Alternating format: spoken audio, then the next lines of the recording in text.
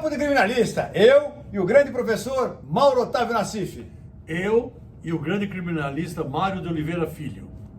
Meus amigos, nós falamos recentemente a respeito do livre convencimento motivado do juiz na apreciação da prova, que não existe. E hoje nós vamos falar sobre o livre convencimento do juiz para usar o artigo que ele entender que é o necessário para fazer, por exemplo, uma instrução criminal. Isso acontece? Acontece muito, né, Mauro? Acontece muito. O exemplo mais característico é o artigo 212 do Código de Processo Penal. O juiz pode escolher fazer audiência pelo sistema acusatório que a Constituição impõe, ou ele pode fazer pelo sistema inquisitorial, pela praxe, motivado pela praxe forense. Pode, Mauro? Isso, bem, tem certos juízes que pensam assim, outros não. E não pode. Quem Claro. pensa assim está errado. O Galvão Bruno, por exemplo, que é o maior nome atualmente da área criminal paulista dos desembargadores, pensa do seu jeito. O Supremo Tribunal Federal já está afirmando, aliás, já é uma posição majoritária, que a vulneração ao artigo 212 do Código de Processo Penal, ele fulmina o ato da instrução criminal por nulidade absoluta. E é óbvio, porque não é possível o juiz entrar na sala de audiência e falar: doutor, eu não cumpro o artigo 212, eu não tenho esta praxe, ou então na minha vara não é assim que funciona. Ora, existe uma regra, Mauro. Claro, existe uma regra, um dogma. A base da democracia, a base do processo penal democrático, repousa nas regras do jogo. Não pode fazer de qualquer jeito. Eu entendo assim. Isso é um solipsismo absurdo, inadmissível. Se a regra está lá, o juiz dá a palavra às partes e elas fazem as perguntas. E o juiz, ao final, se tiver algum esclarecimento a fazer, faz pergunta. Não é que ele pode recomeçar a reinquisição da testemunha, não. Aquilo que já foi respondido, ele não pode tentar ajeitar para o lado que ele entender que tem que ajeitar. Portanto, essa livre apreciação de como vai interpretar o Código de Processo Penal não pode, é proibido, o advogado tem que estar atento Mas e eu quero fazer falar. registrar. Mas eu quero falar. Ô, professor.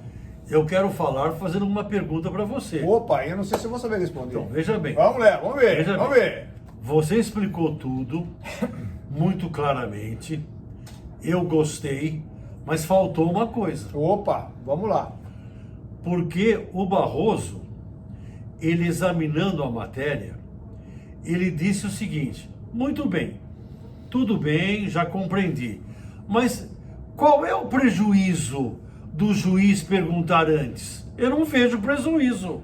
O prejuízo é evidente. E prejuízo, Mauro, o réu ter que provar que a inversão, a inobservância da lei, que o desrespeito à lei não lhe causou prejuízo, isso é de uma crueldade sem tamanho, fora do abuso, do constrangimento ilegal perpetrado contra aquela pessoa, porque não se observa a regra do jogo. Não vale gol de mão, como nós dissemos no outro vídeo. Não vale gol de mão, mas vale para contra a defesa. Então, essa questão de provar o prejuízo, quem deveria demonstrar que não houve prejuízo para o réu é o Estado, não é o contrário. Mas veja bem, mas houve prejuízo. É óbvio que houve um prejuízo. Esse argumento, mas se inverter a ordem não faria diferença nenhuma. Como é que você sabe? Isso é exercício de futurologia. É porque o juiz, como você já explicou, eu gravei bem, o juiz, quando ele começa, ele se baseia na exordial. Ele faz o papel do Ministério Público. É. E isso é proibido. Não pode. O Ministério Público está lá para fazer esse papel da acusação.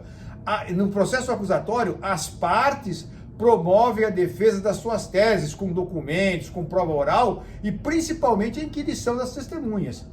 Isso não é função do juiz. O juiz ouve e põe lá. Por exemplo, Mauro, o juiz ficou em dúvida. Vou mandar fazer diligência para esclarecer. Pode? Não. Não pode. Mas está no código, mas esse código está defasado. A Constituição Federal já se sobrepõe a esse artigo. O juiz, no caso de dúvida, ele absolve. Ele não tem que esclarecer nada, porque ele vai esclarecer contra a defesa e não a favor da defesa. Olha, eu quero só falar uma coisa de 10 segundos. Vamos lá. Num dos casos que você citou, do artigo 212, eu me lembro bem que foi comentado o seguinte, que em certo caso, a juíza, ela fez 40 perguntas para o réu, em primeiro lugar, que está errado. E o promotor nenhuma. E para testemunhas, nenhuma. Promotor nenhuma. A magistrada fez o papel do Ministério Público. Para que acusador, se já tem lá um juiz que acusa, promove prova, julga e executa a sentença.